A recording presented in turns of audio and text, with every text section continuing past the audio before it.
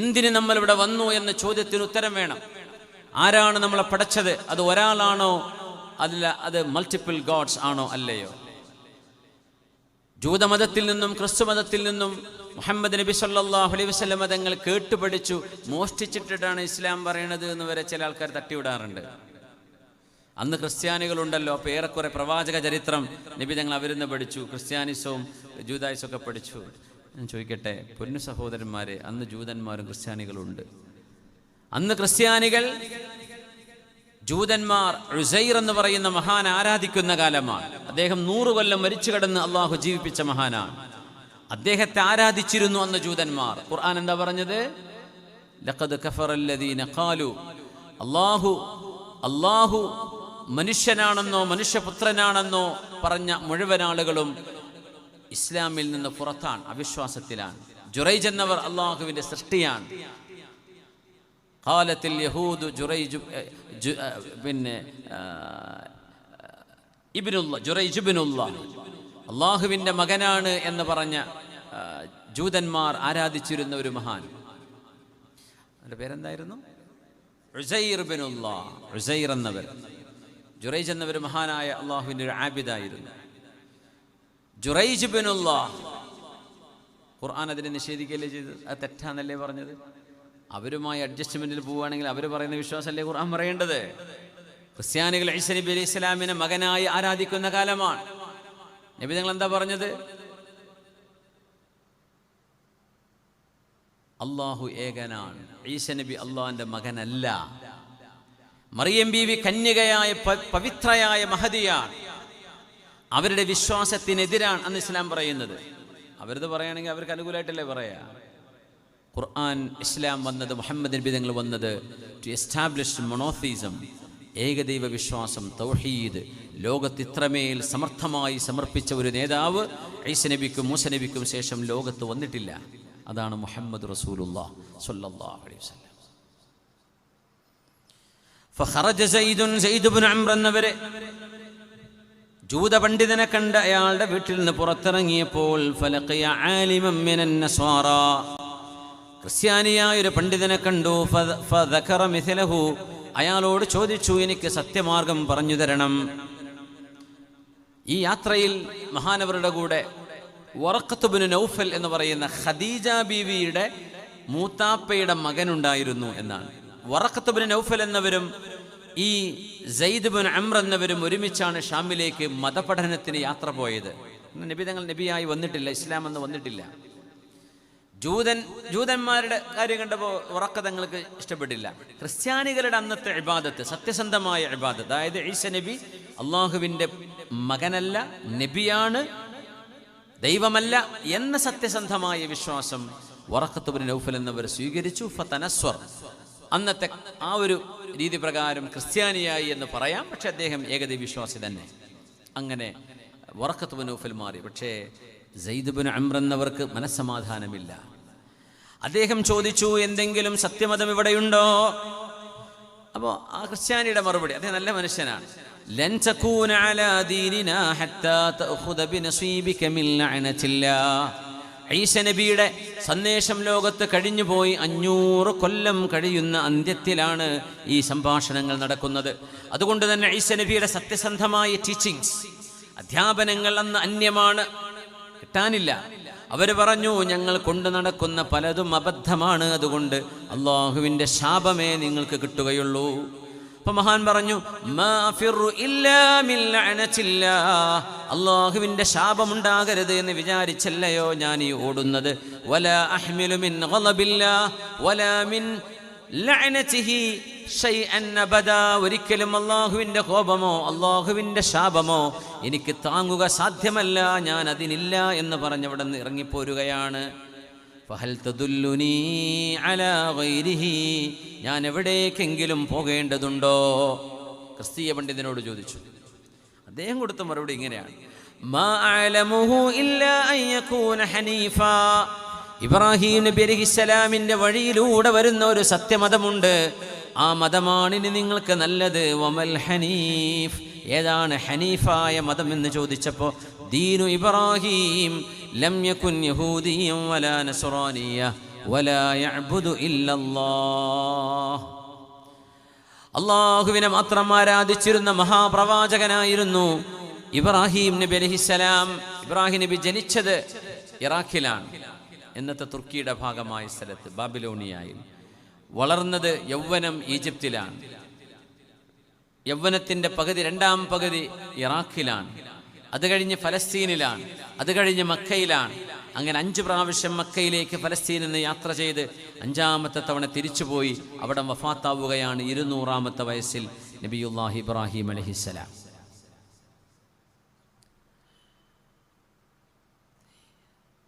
മഹാനവറുകൾ അവിടെ നിന്ന് പുറത്തിറങ്ങുമ്പോൾ 2 കൈകളും ഉയർത്തുകയാണ്. അല്ലാഹുമ്മ ഇന്നി ഉഷ്ഹിദുക അന്നി അലാ ദീനി ഇബ്രാഹിം. അല്ലാഹുവേ, ഞാൻ നിന്നെ സാക്ഷി നിർത്തി പറയട്ടെ, ഞാൻ ഇബ്രാഹിം നബിയുടെ മതത്തിൽ വിശ്വസിക്കുന്നവനാണ്. ഒന്നും അറിയില്ല എന്താ പറയേണ്ടത്, എന്താണ് ആരാധന, ഒന്നും അറിയില്ല. അസ്മാ ബിൻത് അബീ ബക്കർ റളിയല്ലാഹു അൻഹ, സിദ്ദീഖ് റളിയല്ലാഹു അൻഹുവിന്റെ മോള് അസ്മാ ബീവി പറയുന്നു, ഞാൻ ഒരു ദിവസം കഅബാലയത്തിന്റെ പരിസരത്തേക്ക് പോകുമ്പോൾ സയ്യിദ് ഇബ്നു അംർ എന്നവർ കഅബാലയത്തിലേക്ക് ചാരിയിരിക്കുന്നത് ഞാൻ കണ്ടു.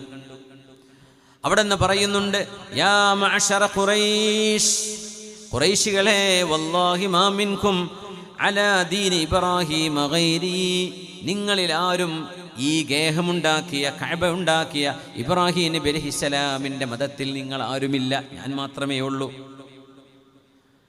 ആ മഹാൻ ചെയ്ത നന്മകൾ അറിയണോ? വകാന യുഹീൽ മൗഊദ, പെൺകുട്ടികളെ ജീവനോടെ കുഴിച്ചു മൂടിയിരുന്ന കാലമായിരുന്നു അത്. പെൺകുട്ടികളെ ജീവനോടെ കുഴിച്ചു മൂടും. ആ സമയത്ത് ഒരു പെൺകുട്ടിയെയും കുഴിച്ചു മൂടരുതേ, നിങ്ങൾക്ക് ദാരിദ്ര്യമാണ് പ്രശ്നമെങ്കിൽ ആ കുഞ്ഞിനെ ഞാൻ ഭക്ഷണം കൊടുത്ത് ഞാൻ വളർത്താം. അപമാനമാണ് നിങ്ങളുടെ പ്രശ്നമെങ്കിൽ ആ കുഞ്ഞിനെ എന്നെ ഏൽപ്പിച്ചോളൂ, ഞാൻ അവളെ സുരക്ഷിതമായി വളർത്താമെന്ന് പെൺകുട്ടികളുടെ ജീവൻ രക്ഷിച്ചിരുന്ന ആളായിരുന്നു ഈ സയ്യിദ് ഇബ്നു അംർ ഇബ്നു നുഫൈൽ റളിയല്ലാഹു അൻഹു. ലാ തഖ്തുൽഹാ അന അക്ഫീക മുഅനതഹാ, ആ പൊന്നുമോളെ നീ കൊല്ലരുതേ, ആ മോളെ ഞാൻ വളർത്തിക്കൊള്ളാം എന്ന് പെൺകുട്ടിയെ കൊല്ലാൻ പോകുന്ന ഉപ്പയോട് പറഞ്ഞിരുന്നു. ഫയഖുദുഹാ ഫഇദാ തറഅറഅത്, ആ പെൺകുട്ടിക്ക് യൗവന പ്രായമെത്തുമ്പോൾ ആ വാപ്പയുടെ അരികത്ത് തിരിച്ചു കൊണ്ടുപോയിട്ട് ചോദിക്കും, ഈ മോൾ ഇപ്പൊ വളർന്നിരിക്കുന്നു, വലുതായിരിക്കുന്നു, അവളെ നിങ്ങൾക്ക് വേണമെങ്കിൽ തിരിച്ചെടുക്കാം, ഇല്ലെങ്കിൽ ഞാൻ തന്നെ വളർത്തിക്കോളാം എന്ന് പിതാവിനോട് ചെന്ന് പറഞ്ഞിരുന്ന മഹാനായിരുന്നു.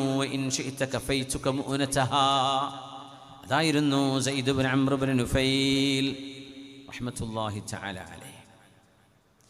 ഇന്നി ഖാലഫ്തു ഖൗമി, ഞാൻ എൻ്റെ ജനങ്ങളോട് എതിര് ചെയ്തിരിക്കുന്നു. മക്കക്കാർ ചെയ്യുന്ന വിശ്വാസമല്ല എൻ്റേത്. വത്തബഅതു മില്ലത ഇബ്രാഹീമ വ ഇസ്മാഈൽ, ഇബ്രാഹിം നബിയുടെയും ഇസ്മാഈൽ നബി അലൈഹിസ്സലാമിൻ്റെയും മതമാണ് ഞാൻ പിൻപറ്റുന്നത്. വകാനാ യുസല്ലിയാനി ഇലാ ഹാദിഹിൽ ഖിബ്ല, ഈ കഅബാലയത്തിലേക്ക് തിരിഞ്ഞുകൊണ്ടാണ് ഇബ്രാഹിം നബിയും ഇസ്മാഈൽ നബിയും നിസ്കരിച്ചിരുന്നത് എന്ന് എനിക്കറിയാം. وأنا أنتظر نبيا من بني إسماعيل, ഇസ്മാഈൽ പരമ്പരയിൽ ഇസ്മാഈൽ നബിയുടെ മക്കളിൽ വരാൻ പോകുന്ന ഒരു പ്രവാചകനെ ഞാൻ കാത്തിരിക്കുകയാണ്. യുബ്അഥു, നബിയായി വരാൻ പോകുന്ന ഒരു പ്രവാചകൻ ഈ മക്കയിൽ വരാനുണ്ട് എന്ന് ഞാൻ അറിഞ്ഞിട്ടുണ്ട്. വലാ അറാനി ഉദ്രികുഹു, ആ പ്രവാചകനെ നേരിട്ട് കാണാൻ എന്നെ കൊണ്ട് കഴിയുമെന്ന് എനിക്ക് തോന്നുന്നില്ല. വഅന ഉഅ്മിനു ബിഹി വഉസദ്ദിഖുഹു വഅശ്ഹദു അന്നഹു നബി, ഞാനിതാ ആ പ്രവാചകനെ വിശ്വസിക്കുന്നു, സത്യമായും വിശ്വസിക്കുന്നു, അവർ നബിയാണെന്ന് സാക്ഷ്യം വഹിക്കുന്നു എന്ന് ഖുറൈശികളുടെ മുമ്പിൽ നിന്നുകൊണ്ട് പറഞ്ഞിരുന്ന ആളാണ് ഇദ്ദേഹം. ഇതൊരു അത്ഭുതമാണ്. നാട്ടുകാർ മൊത്തം ചെയ്യുന്നത് ഞാനും അതിൻ്റെ ഭാഗമാണ് എന്ന് പറയുന്നതിന് പകരം നന്മ എവിടെയാണോ ആ നന്മയെ മാത്രം തിരഞ്ഞെടുക്കുന്നതാണ് ഒരു മുഅ്മിനിന്റെ സ്വഭാവം. ആമിർ ഇബ്നു റബീഅ റളിയല്ലാഹു അൻഹുവിനെ കണ്ടപ്പോൾ ഈ സയ്യിദ് ഇബ്നു അംർ എന്നവരെ പറഞ്ഞിട്ടുണ്ട്, ആമിറേ ഇൻ ത്വാലത് ബികൽ ഹയാ, ആമിറേ ഒരുപാട് നിങ്ങൾക്ക് ആയുസ് ഉണ്ടാവുകയാണെങ്കിൽ, ഞാൻ മരിച്ചു പോയിട്ടും നിങ്ങൾക്ക് ജീവിക്കാൻ അല്ലാഹു ആയുസ് തന്നിട്ടുണ്ടെങ്കിൽ, അന്ത്യപ്രവാചകനെ കാണുകയാണെങ്കിൽ അന്ത്യപ്രവാചകനെ കാണുകയാണെങ്കിൽ ഫഅഖ്രിഉഹു മിന്നിസ്സലാം, എൻ്റെ അസ്സലാമു അലൈക്കും എന്ന് അന്ത്യ റസൂലിനോട് പറയണേ. ഞാൻ മരിച്ചുപോയാൽ എൻ്റെ സലാം റസൂലിനോട് പറയണം എന്ന് പറഞ്ഞ മഹാൻ. ഈ വിഷയം അല്ലാഹുവിൻ്റെ റസൂലിനോട് ആമിർ ഇബ്നു റബീഅ റളിയല്ലാഹു അൻഹു പറഞ്ഞപ്പോഴാണ് ഹബീബായ നബി തങ്ങൾ പറഞ്ഞത്, വലഖദ് റഅയ്തുഹു ഫിൽ ജന്ന യസ്ഹബു ദുയൂലാ, സ്വർഗ്ഗത്തിന്റെ മനോഹരമായ വസ്ത്രങ്ങൾ ഇട്ടുകൊണ്ട് സ്വർഗ്ഗത്തിൽ ഉന്മാദിച്ച് സന്തോഷിച്ച് ആനന്ദിച്ച് സ്വർഗ്ഗത്തിൽ നീന്തിക്കളിക്കുന്നത് ഞാൻ കണ്ടു. മഹാനായ സയ്യിദ് ഇബ്നു അംർ ഇബ്നു നുഫൈലിനെ ഞാൻ സ്വർഗ്ഗത്തിൽ കണ്ടുവെന്ന് റസൂലുള്ളാഹി സ്വല്ലല്ലാഹു അലൈഹി വസല്ലം അവിടുന്ന് പറയുമായിരുന്നു. ഉമർ റളിയല്ലാഹു അൻഹു ചോദിച്ചു, അങ്ങനെ ഉമർ തങ്ങളുടെ അളിയൻ്റെ ഉപ്പയാണ്, പെങ്ങളുടെ ഭർത്താവിൻ്റെ ഉപ്പയാണിത്. ഉമർ തങ്ങളുടെ അളിയനായ അശറത്തുൽ മുബശ്ശരീങ്ങളിൽപ്പെട്ട മഹാനായ സഈദ് ഇബ്നു സൈദ് റളിയല്ലാഹു അൻഹു ഉമർ എന്നവരും അല്ലാഹുവിൻ്റെ റസൂലിനോട് ചോദിച്ചു, നബിയേ, സയ്യിദ് ഇബ്നു അംർ ഇബ്നു നുഫൈലിൻ്റെ അവസ്ഥ എന്താണ്? അദ്ദേഹം മുസ്ലിമാണോ നബിയേ? അദ്ദേഹം നല്ല മനുഷ്യനായിരുന്നല്ലോ. തങ്ങളുടെ മറുപടി വന്നു, ഗഫറല്ലാഹു ലഹു വറഹിമഹു, അല്ലാഹു റഹ്മത്ത് ചെയ്യട്ടെ, അല്ലാഹു പുറത്തു കൊടുക്കട്ടെ. ഫഇന്നഹു മാത അലാ ദീനി ഇബ്രാഹിം, ഇബ്രാഹിം നബി അലൈഹിസ്സലാമിൻ്റെ മതത്തിലാണ് അദ്ദേഹം മരിച്ചത് എന്ന് എനിക്കറിയാമെന്ന് റസൂലുള്ളാഹി സ്വല്ലല്ലാഹു അലൈഹി വസല്ലം. പ്രവാചകർ മക്കയിൽ വന്നിട്ടുണ്ട് എന്ന് ഒരു പണ്ഡിതൻ അവിടെ നിന്ന് പറഞ്ഞപ്പോഴാണ് ഷാമിൽ നിന്ന് മക്കയിലേക്ക് തിരിച്ചു വരുന്നത്. അങ്ങനെ ബൽഖ എന്ന പ്രദേശത്ത് വെച്ച് മദിയ, അവിടുത്തെ ഒരു പ്രാന്ത പ്രദേശത്ത് വെച്ച് മഹാനവറുകൾ കൊല്ലപ്പെടുകയാണ് ഉണ്ടായത്. മക്കയിലേക്ക് എത്താൻ പറ്റിയില്ല. അങ്ങനെ അള്ളാഹുവിൻ്റെ മാർഗത്തിൽ ഷഹീദായി മരണപ്പെട്ട ആളുകൂടിയാണ്, അല്ലെങ്കിൽ സത്യമാർഗത്തിൻ്റെ അന്വേഷണ യാത്രയിൽ വധിക്കപ്പെട്ട ആളാണ് മഹാനായ സയ്യിദ് ഇബ്നു അംർ ഇബ്നു നുഫൈൽ റളിയല്ലാഹു അൻഹു.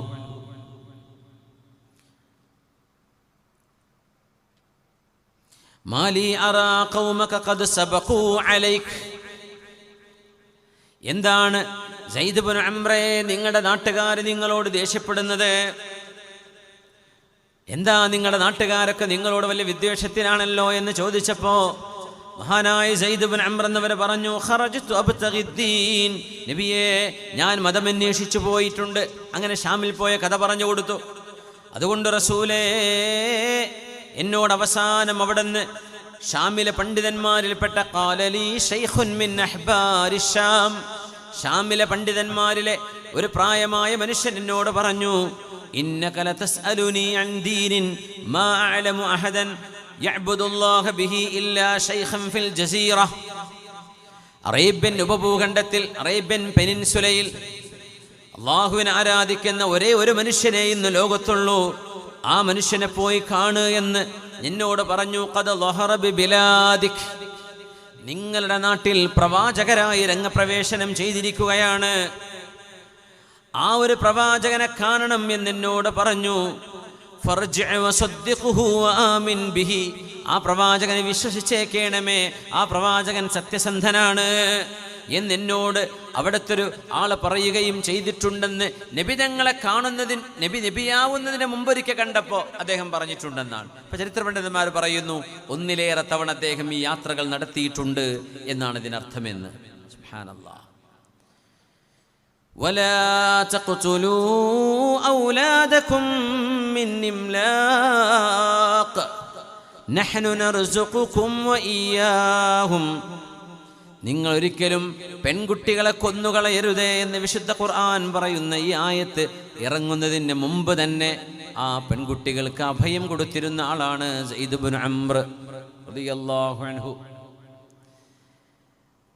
പെൺകുട്ടികളെന്ന് കൊല്ലുന്നതിനൊരു കാരണം ഉണ്ടായിട്ടുണ്ട്, അതിനൊരു ചരിത്രമുണ്ട്. എങ്ങനെയാണ് അറബികളിലെ മക്കയിലെ ചില ട്രൈബുകൾ, ചില ഗോത്രങ്ങളാണ് ഇങ്ങനെ ഒരു പണി തുടങ്ങിയത്. അതിൻ്റെ ഒരു കാരണം ഒരു ചരിത്രമാണ്. ഒരു അക്രമിയായ മനുഷ്യൻ മക്കയെ ആക്രമിക്കുകയും അവിടെ നിന്ന് ഒരുപാട് പെൺകുട്ടികളെ പിടിച്ചുകൊണ്ടുപോവുകയും ചെയ്തു. അപ്പോൾ ഈ അറാബിക്ക് അയാളുടെ മകളെ നഷ്ടപ്പെട്ടു. ആ മകളെ ഇയാൾ കൊണ്ടുപോയി അവളെ വേൾക്കുകയും അവളെ ഭാര്യയായി വെക്കുകയും കസ്റ്റഡിയിൽ വെക്കുകയും ചെയ്തു എന്നൊക്കെ അറിഞ്ഞപ്പോൾ ഇയാൾക്ക് ഭയങ്കര വിഷമായി. അങ്ങനെ അന്നത്തെ പരിപാടി എന്ന് വെച്ചാൽ ഈ തട്ടിക്കൊണ്ടുപോയിട്ട് മോചനത്തിന് കാശ് ചോദിക്കും, എന്നിട്ട് മക്കളെ തിരിച്ചു കൊടുക്കും. അങ്ങനെ മോളെ തിരിച്ചു പിടിക്കാൻ വേണ്ടി ഈ അറാബിയായ മനുഷ്യൻ ആ മോളെ തട്ടിക്കൊണ്ടുപോയ മനുഷ്യൻ്റെ അടുത്തേക്ക് ചെല്ലുകയാണ്. അപ്പോൾ മോള് വലുതായിട്ടുണ്ട്, കുറേ കാലമായിട്ട് തട്ടിക്കൊണ്ടുപോയിട്ട്. അപ്പോൾ ഈ തട്ടിക്കൊണ്ടുപോയ ആൾ പറഞ്ഞു, കാശ് ഞാൻ സ്വീകരിക്കാം, പക്ഷെ മോള് വരുന്നുണ്ടോ ഇല്ലേന്ന് അറിയണ്ടേ, അതുകൊണ്ട് മോൾക്ക് വേണമെങ്കിൽ നിങ്ങളുടെ കൂടെ വരാം, അല്ലെങ്കിൽ എൻ്റെ കൂടെ നിൽക്കാം. വാപ്പ ചോദിച്ചു, മോളെ നീ എൻ്റെ കൂടെ വരുന്നില്ലേ?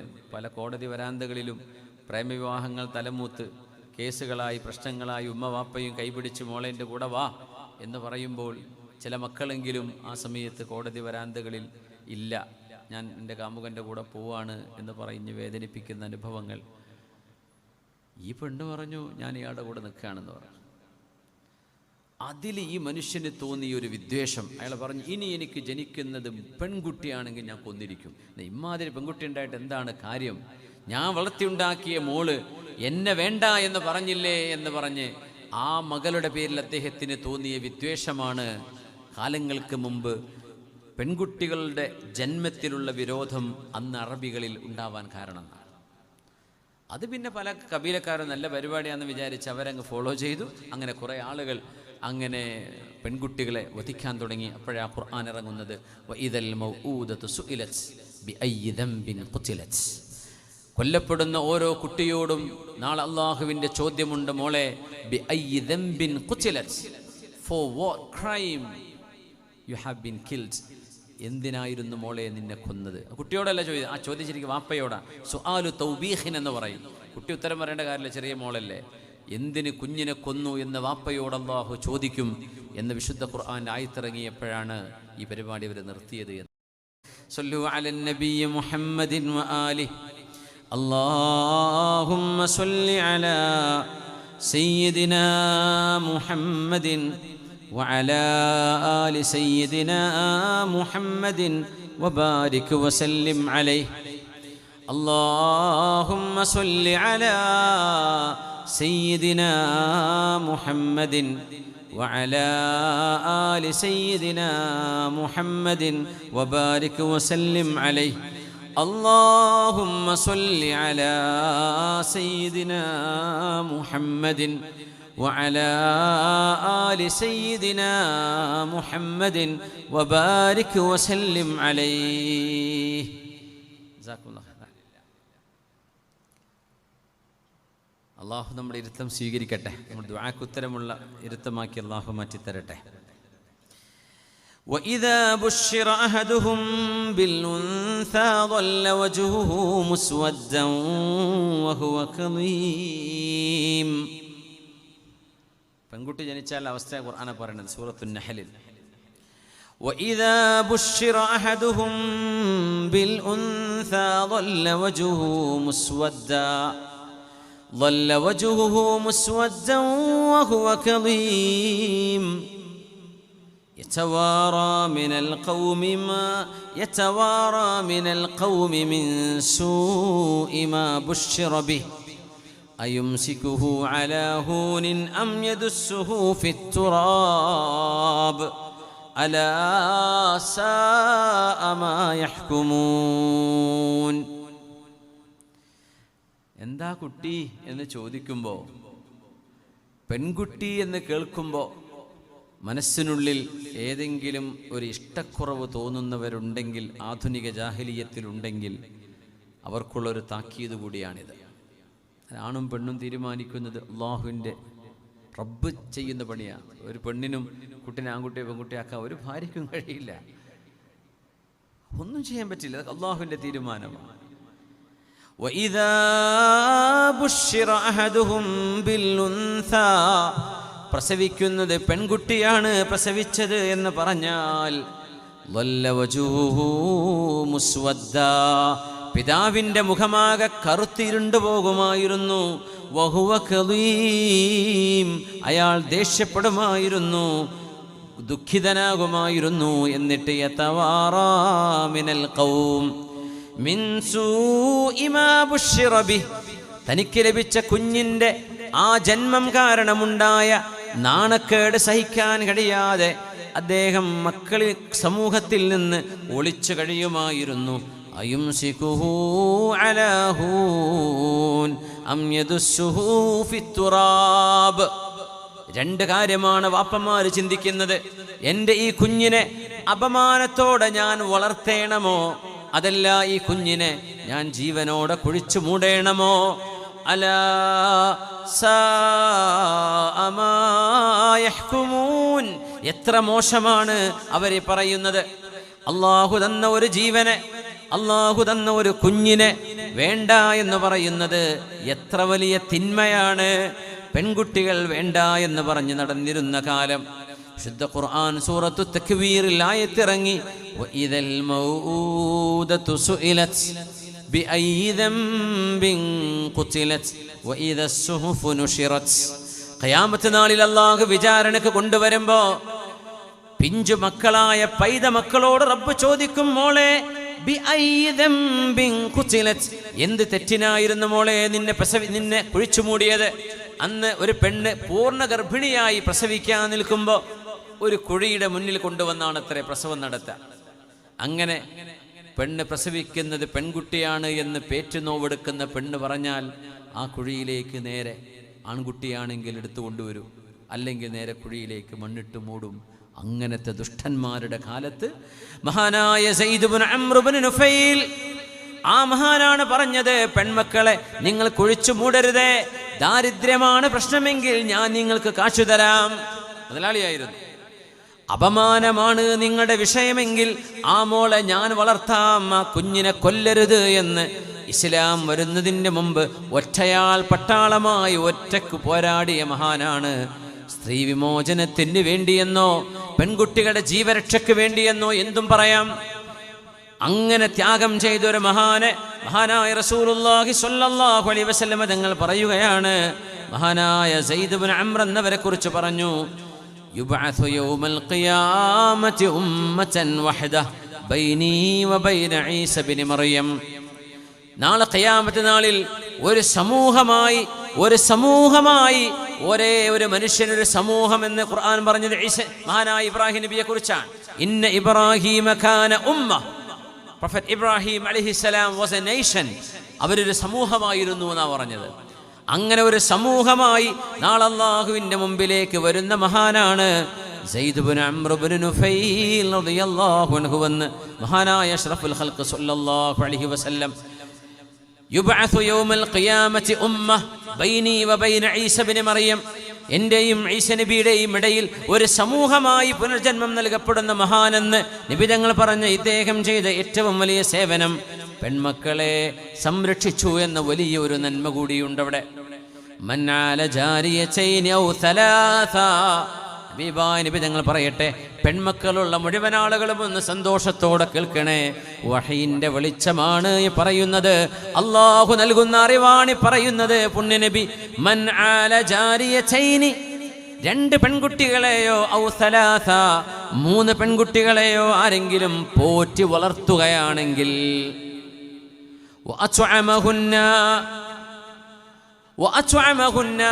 ആ മക്കൾക്ക് ഇഷ്ടമുള്ള ഭക്ഷണം, അവർക്ക് വേണ്ട ഭക്ഷണം നൽകി,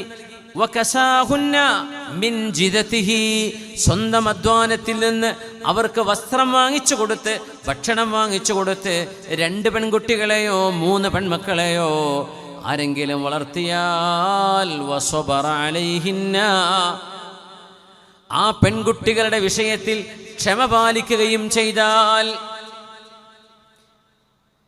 ആൺകുട്ടികളെ വളർത്തുന്ന പോലെയല്ല.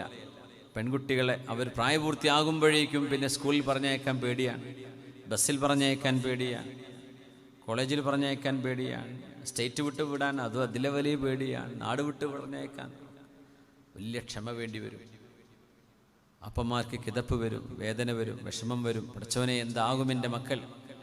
വസബറ അലൈഹിന്ന, പെൺകുട്ടികളുടെ വിഷയങ്ങളിൽ നിങ്ങൾക്ക് പരീക്ഷണങ്ങൾ വരാനിടയുണ്ട് എന്ന് അല്ലാഹു സൂചിപ്പിക്കുകയാണ്. അല്ലാഹു പറഞ്ഞു തരികയാണ് ഇവിടെ ഈ ഹദീസിലൂടെ പുണ്യനബി തങ്ങൾ പഠിപ്പിക്കുന്നത്. വസബറ അലൈഹിന്ന, മക്കളെ കല്യാണം കഴിച്ച് കൊടുക്കുന്നവരെ ടെൻഷൻ, കല്യാണം കഴിച്ച് കഴിഞ്ഞാലും ടെൻഷൻ ഉണ്ടാവും. എൻ്റെ മക്കൾക്ക് അവിടെ സുഖാണല്ലോ അല്ലല്ലോ, അവർ പ്രയാസത്തിലാണല്ലോ.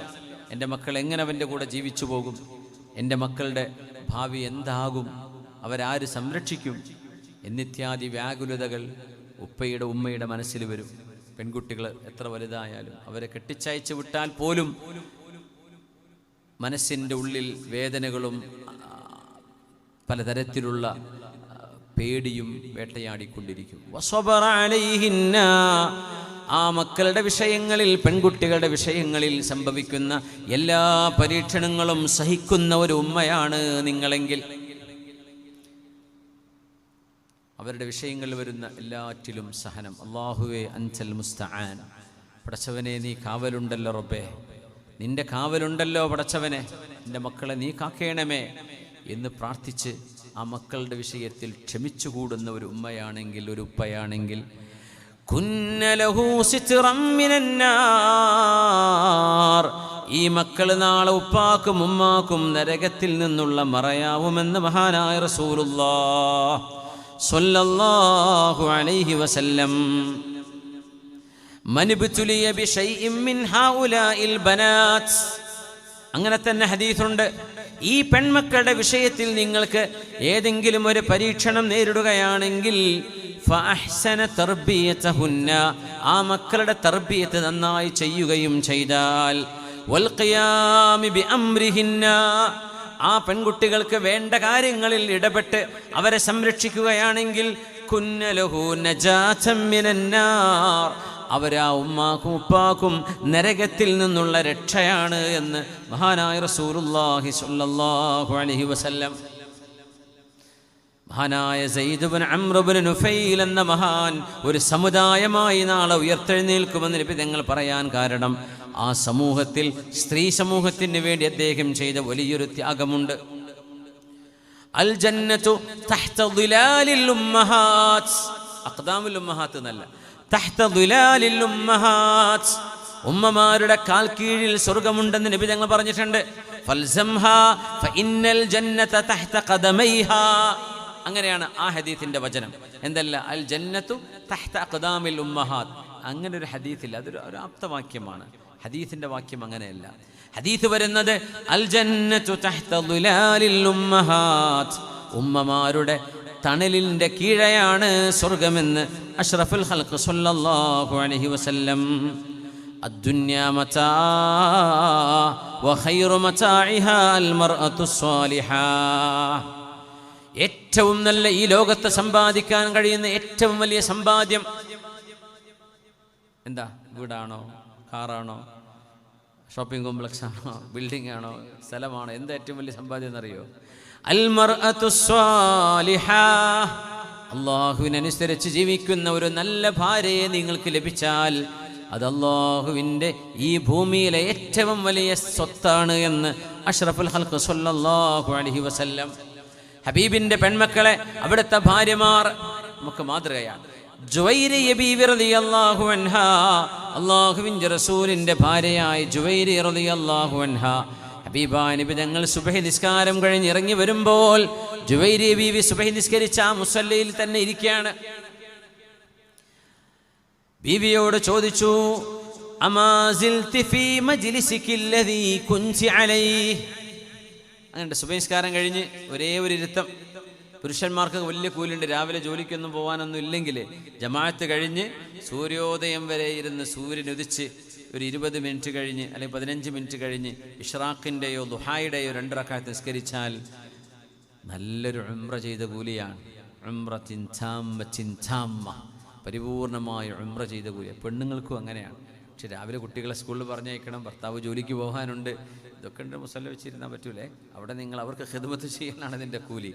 പക്ഷേ നിങ്ങൾക്ക് സമയമുണ്ട്, സൗകര്യമുണ്ട്, നിസ്കാരം കഴിഞ്ഞ് അവിടെ തന്നെ ഇരിക്കുക. ജുവൈരിയ ബീവി റളിയല്ലാഹു അൻഹ ഇരിക്കുമ്പോൾ പുണ്യനബി ചോദിച്ചു, അമാ സിൽതി ഫീ മജ്ലിസികി, ജുവൈരിയ നിങ്ങൾ ഈ മജ്ലിസിൽ തന്നെ ഇരിക്കുകയാണോ, മുസല്ലയിൽ അല്ലദീ കുൻതി അലൈഹി? അവർ പറഞ്ഞു, നഅം യാ റസൂലല്ലാഹ്, അതേ നബിയേ. ഫഇന്നി ഖുൽതു ബഅദക 4 കലിമാത്തിൻ തഅദിലു ദാലിക കുല്ലഹ്. റസൂലുള്ളാഹി സ്വല്ലല്ലാഹു അലൈഹി വസല്ലം ജുവൈരിയ ബീവി ഇങ്ങനെ ദീർഘമായി ഇരിക്കുന്ന ഇരുത്തം കണ്ടപ്പോൾ ജുവൈരിയ, നിങ്ങളെപ്പോലെ ഞാൻ ഇരുന്നിട്ടില്ല, പക്ഷേ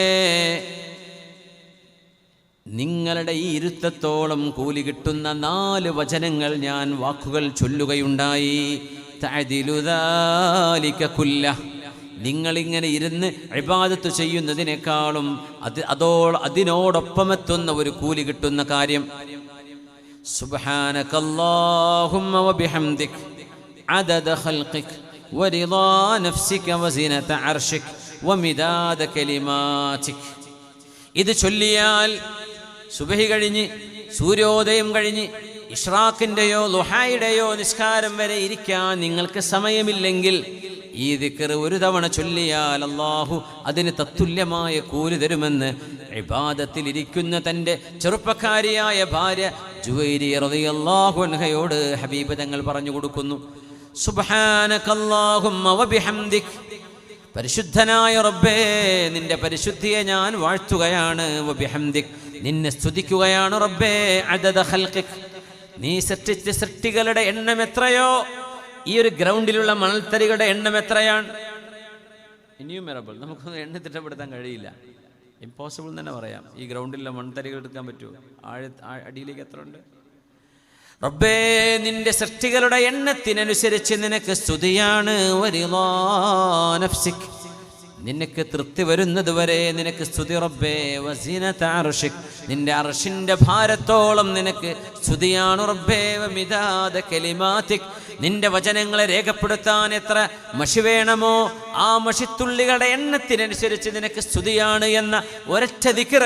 ജുവൈരിയ, നിങ്ങൾ ഇരിക്കുന്ന ഇരുത്തത്തോളം അതിന് കൂലിയുണ്ട് എന്ന് ജുവൈരിയ ബീവിയോട് റസൂലുള്ളാഹി തങ്ങൾ പറഞ്ഞു കൊടുക്കുന്നത് സുബ്ഹി നിസ്കാരം കഴിഞ്ഞ് അവിടെ കിടന്നുറങ്ങാതെ ഇരുന്ന് ഇബാദത്തിലായും ദിക്റിലായും ഇരുന്നിരുന്ന തൻ്റെ പ്രിയപ്പെട്ട ഭാര്യയോടാണ് സ്വല്ലല്ലാഹു അലൈഹി വസല്ലം ജുവൈരിയ ബീവിയോടായി പറയുന്നത്.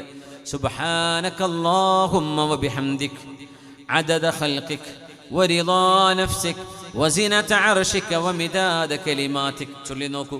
സുബ്ഹാനകല്ലാഹുമ്മ വബിഹംദിക് അദദ ഖൽഖിക് വറിദാ നഫ്സിക് വസിനത അർശിക് വമിദാദ കലിമാതിക്.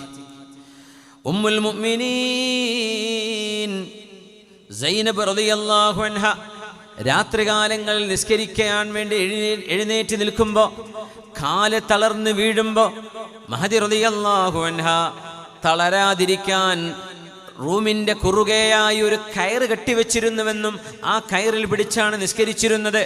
തങ്ങൾ ചോദിച്ചു, എന്തിനാണ് ഇങ്ങനെ ചെയ്യുന്നത്?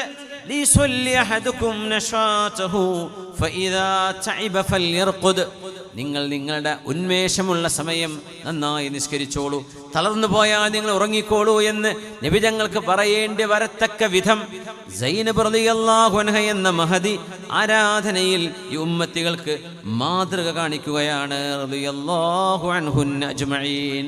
അതുകൊണ്ട് പെണ്ണുങ്ങൾ, ഉമ്മമാർ, സഹോദരിമാർ, ഭാര്യമാർ, വിദ്യാർത്ഥിനികൾ ഈ ഉമ്മത്തിന്റെ സമൂഹത്തിന്റെ ഭാഗമാണ്. നമ്മൾ ആലോചിക്കുന്നുണ്ടോ? പുരുഷന്മാർ സ്ത്രീകൾക്കുടെ മേൽ അധികാരമുണ്ട് എന്ന് ഖുർആൻ പറയുന്ന ആയത്തിന്റെ ഒരു മറുവശമുണ്ട്. അർരിജാലു ഖവ്വാമൂന അലൻ നിസാ. അതിനർത്ഥം എന്താണ്? പെണ്ണുങ്ങളുടെ കൈകാര്യകർത്തൃത്വം പുരുഷന്മാരുടെ ഭർത്താവിന്റെ പിതാവിന്റെ തോളിലാണ് അല്ലാഹു ഏൽപ്പിച്ചത്. അതിനർത്ഥം എന്താണെന്നറിയോ? എന്താ? ഒരു പെൺകുട്ടി രാജകുമാരിയെ പോലെ ജീവിക്കേണ്ടവളാണ്. അവളുടെ മുഴുവൻ എക്സ്പെൻസും അവളുടെ എല്ലാവിധ സെക്യൂരിറ്റി കാര്യങ്ങൾ നിങ്ങൾ ചെയ്തു കൊടുക്കണം. അവളെ രാജകുമാരിയെ പോലെ കൊണ്ടു നടക്കണം. നിങ്ങൾ അവൾക്ക് സേവനം ചെയ്യണം എന്നൊരു വശം ഇതേ ആയത്തിൻ്റെ ആശയത്തിലുണ്ട്. അവരങ്ങനെയാണ് അവരെ കൊണ്ടു നടക്കേണ്ടത്. നീ ജോലിക്ക് പോ, നീ പണിക്ക് പോ എന്ന് ഭാര്യയെ പറഞ്ഞേക്കാൻ ഭർത്താവിന് അവകാശമില്ലെന്നാണ്, ചെയ്യാൻ പാടില്ലെന്നാണ്. അങ്ങനത്തെ ഒരു ദുരിതം അനുഭവിക്കുന്ന ഘട്ടത്തിലെത്തിയാലൊഴികെ, അല്ലെങ്കിൽ അത് അവളുടെ ഇഷ്ടമാണ്. ഹലാലായ അള്ളാഹു ഇഷ്ടപ്പെടുന്ന ഒരു ജോബ് ഒരു സാധ്യതയുണ്ട്. അവൾ പൊയ്ക്കോട്ടെ, പഠിപ്പിച്ചോട്ടെ, അതിന് കുഴപ്പമില്ല, അധ്വാനിച്ചോട്ടെ, അവൾക്ക് വേണമെങ്കിൽ. പക്ഷെ ഭർത്താവിന് നിർബന്ധിക്കാൻ പാടുണ്ടോ? നിർബന്ധിക്കാൻ പാടില്ല. അവളുടെ ചെലവ് ഭർത്താവ് കൊടുക്കണമെന്നാണ്. രാജകീയമായി പെൺമക്കളെ നിങ്ങൾ നോക്കണമെന്ന് അല്ലാഹു പറയുന്നതിൻ്റെ ഒരു മറുവശമാണത്. അവരെ നിങ്ങൾ ബുദ്ധിമുട്ടിക്കരുത്, അവർക്ക് വേണ്ടത് പുരുഷൻ നീ ചെയ്തു കൊടുക്കണം എന്ന് പറഞ്ഞ ആയത്താണത്. സുബ്ഹാനല്ലാഹ്. ഖദീജ റളിയല്ലാഹു അൻഹയെ പോലെ, ഉമ്മു ശരീഖ് റളിയല്ലാഹു അൻഹയെ പോലെ, ഉമ്മു സുലൈം ബീവിയെ പോലെ, ഉമ്മു സലമ ബീവിയെ പോലെ മഹദികളായ എത്രയോ മഹാ ഗോപുരങ്ങളിലെത്തിയ ഈ ഉമ്മത്തിൻ്റെ അഭിമാനം യശസ് ഉയർത്തിപ്പിടിച്ച പണ്ഡിതകളെ ഈ ഉമ്മത്തിന് അല്ലാഹു സമ്മാനിച്ചിട്ടില്ലേ? അവരൊക്കെ ഉമ്മമാരാണ്, പെൺകുട്ടികളാണ്. മറിയം അൽ അസ്ത്രാലാബി എന്ന് പറയുന്നൊരു മഹദിയുണ്ട്. ആസ്ട്രോലൈബ്സ് എന്ന് പറയുന്ന ബഹിരാകാശത്തെ സംബന്ധിച്ചുള്ള ഒരു ഡിവൈസ് കണ്ടെത്തിയ ഒരു ചെറുപ്പക്കാരി പെണ്ണാണ് മറിയം അൽ അസ്ത്രാലാബി. അതുകൊണ്ട് ആ പെണ്ണുണ്ടാക്കിയ ഡിവൈസിൻ്റെ പേരിലാണ് അവരറിയപ്പെടുന്നത് ആസ്ട്രോലൈബ്സ്. ആസ്ട്രോലൈബ്സ് ഉണ്ടാക്കിയ പെണ്ണ് അതൊരു മഹദിയാണ്. റളിയല്ലാഹു റഹ്മത്തുള്ളാഹി തആല അലൈഹ. മാതൃകയാണ് ഖദീജ റളിയല്ലാഹു അൻഹാ. പ്രബോധനത്തിന് പോകുന്ന പ്രവാചകർക്ക് സർവ്വസന്നാഹങ്ങളും ചെയ്തു കൊടുത്തൊരു മഹദി നമുക്ക് ഓർക്കണ്ടയോ? സയ്യിദ് ഇബ്നു അംർ ഇബ്നു നുഫൈൽ റഹ്മത്തുള്ളാഹി അലൈഹിയെ സ്ത്രീകളുടെ മോചകനായി, അവർക്ക് സംരക്ഷകനായി അദ്ദേഹം രംഗത്ത് വന്നപ്പോൾ യുബ്അസു യൗമൽ ഖിയാമത്തി ഉമ്മതൻ ബൈനി വബൈന ഈസ ഇബ്നു മറിയം, എന്റെയും ഈസ നബിയുടെയും ഇടയിൽ ഒരു സമൂഹമായി ഉയർത്തെഴുന്നേൽക്കാൻ ഭാഗ്യമുണ്ടാകുന്ന മഹാനാണ് സയ്യിദ് ഇബ്നു അംർ ഇബ്നു നുഫൈൽ റഹ്മത്തുള്ളാഹി